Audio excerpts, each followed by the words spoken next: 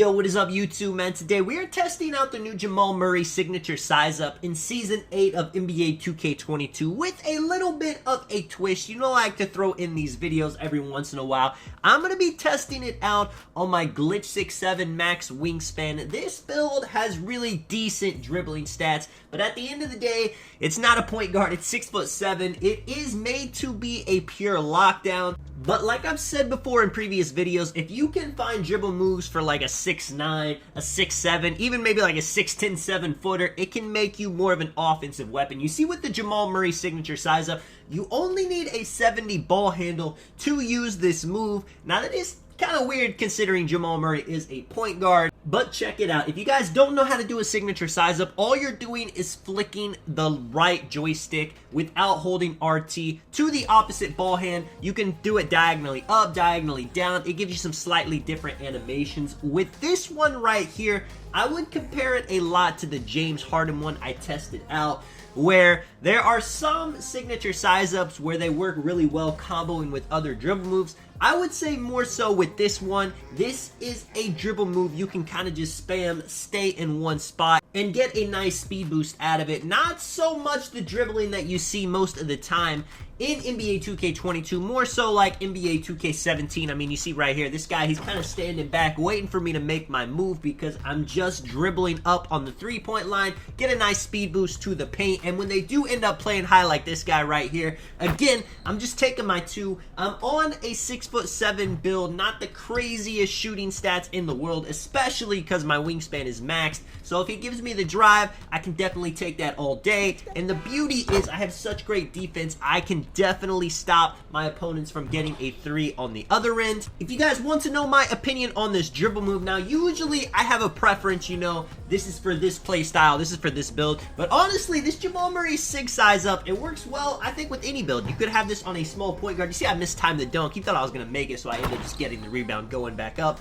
But if you want to use it on your, you know, 5'11 point guard, you're 6'9", as long as your build can unlock it, you can use it. And I think it's best for something right here, where this guy, he's playing low on me because he thinks I'm just sitting there not doing anything because I look like I'm not going anywhere. But at any time, I can pull up the shot, I can drive to the paint.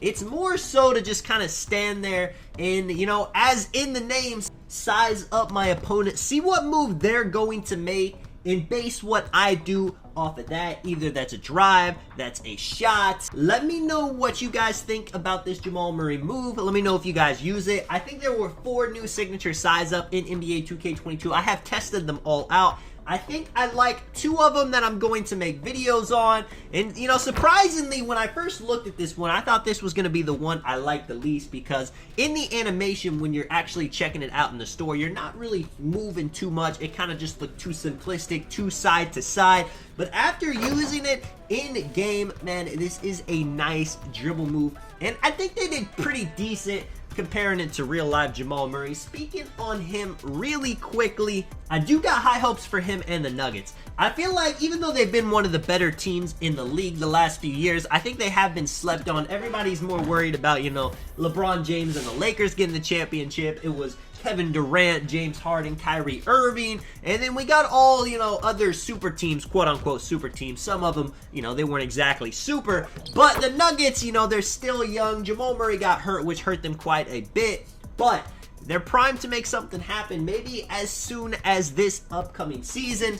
I think a lot of people still see Jamal Murray as like a sidekick to Jokic. And that is true. He's not the best player on his team, but he's got a lot of Steph Curry / Damian Lillard in him. At least in my opinion, you know, that's not the hottest take in the NBA, but when I watch him, that is the feeling that I get right here, man. Got a little tight handles animation on this guy, hitting him with the fade. The mid-range on this pure lock 6'7" is actually pretty wild how high I could get it. Now, most people are going to ignore mid-range whenever they're making a lockdown type build because they want to focus on everything else. But it is definitely an offensive weapon, even though the jump shot is quite a bit slow to get that off sometimes. Check this out. Just a nice sequence. Unfortunately, you know, with the lower shooting, you do get some of that where Most of the time when you see somebody get that full bar animation, it's going to go in, but I miss a few of those. Right here, though, I ended up trying out set shot 25 on this build. Not something I usually use, but since I was making videos on it recently, I said, why not?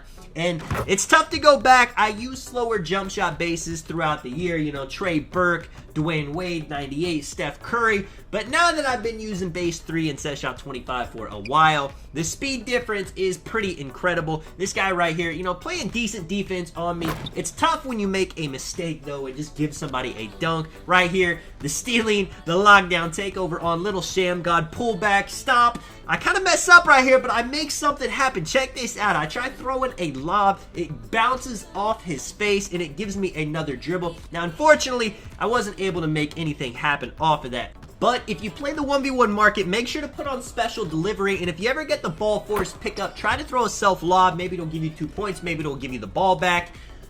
It's, you know, not the most successful thing in the world, but I do think it's a little bit more dependent than just, you know, chucking a contested shot or chucking a fadeaway like most people are going to do when they pick up the ball right here, poking it from him. You are going to see again, it's just beautiful. He's playing too high on the move, just getting past him, dunking the ball to end the game. I got something for you guys. I get a nice ankle breaker. The man hits the ground. He has got to quit the game after something like that happens to him. Let me know if you guys enjoyed the video, man. This is Sonic. I'll catch you guys in the next one. I'm out. Peace.